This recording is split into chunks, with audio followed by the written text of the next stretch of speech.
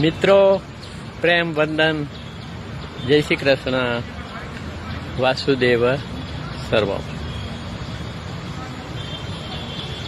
આધ્યાત્મિક રીતે આપણે એક જ છીએ. આપણે એક જ ખરેખરા હું છીએ. આપણે આપણામાં જે એક આત્મીય હું છે એ જ છીએ.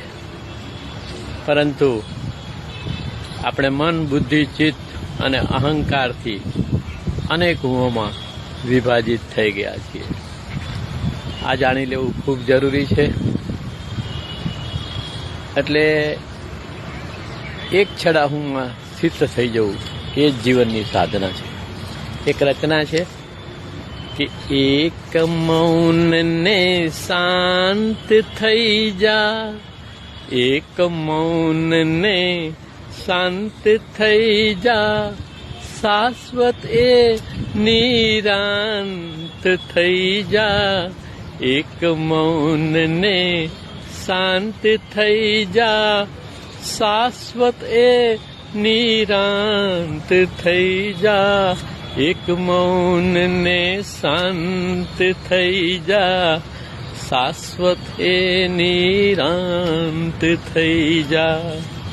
મન, બુદ્ધિ, ઇન્દ્રિયોને ચિત્ત, મન, બુદ્ધિ, ઇન્દ્રિયોને ચિત્ત પર આત્મવિશ્રાંત થઈ જા. મન, બુદ્ધિ, ઇન્દ્રિયોને ચિત્ત પર આત્મવિશ્રાંત થઈ જા. એક મૌનને શાંત થઈ જા, શાશ્વત એ નિરાંત થઈ જા. અંતે હેમનું હેમ થવાતું, અંતે હેમનું હેમ થવાતું, ખરેખરો હું કાંત થઈ જા. અંતે હેમનું હેમ થવાને, ખરેખરો હું કાંત થઈ જા. એક મૌનને શાંત થઈ જા, શાશ્વત એ નિરાંત થઈ જા. અંતે આત્મન એકલા જાઉં, અંતે આત્મન એકલા જાઉં, જીવતા જીવ નિતાંત થઈ જા. અંતે આત્મન એકલા જાઉં, જીવતા તું નિતાંત થઈ જા. એક મૌનને શાંત થઈ જા, શાશ્વત એ નિરાંત થઈ જા. આદિ અનાદિ યુગ્મ ક્ષિતિજ, આદિ અનાદિ યુગ્મ ક્ષિતિજ, મૂકી દિશાઓ દિશાંત થઈ જા. આદિ અનાદિ યુગ્મ ક્ષિતિજ, મૂકી દિશાઓ દિશાંત થઈ જા. એક મૌનને શાંત થઈ જા, શાશ્વત એ નિરાંત થઈ જા.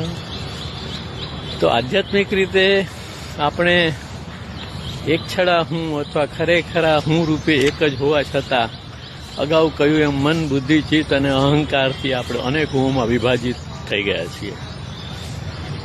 આપણું દરેક લાગણી, દરેક વિચાર, દરેક અભિપ્રાયો આપણને અનેક હુંઓમાં વિભાજિત કરી નાખે છે. અને તેથી આપણે એક મૌન, શાંત, એક ચિત્ત રહી શકતા નથી. અને સમગ્ર જીવન આ અનેક હુંઓમાં ડામાડોળ રહે છે. તો અધ્યાત્મ એટલે એક થવું, અનેકમાંથી એક થઈ જવું. અને તમે એક થાઓ તો જ તમે શાંત થાઓ, તો જ તમે મૌન થાઓ, અને તો જ તમે જે